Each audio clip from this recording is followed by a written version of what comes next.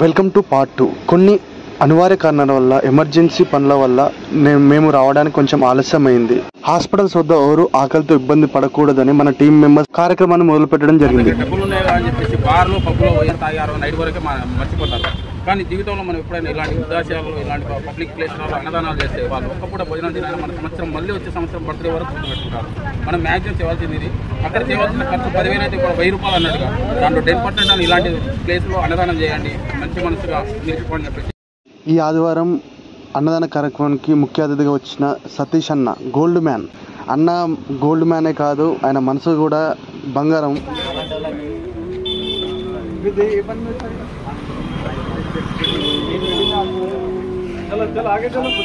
1 year నుండి voluntary సేవలు అందిస్తున్న డేసీ రిత్విక గారులకి సన్మానం చేయడం జరిగింది.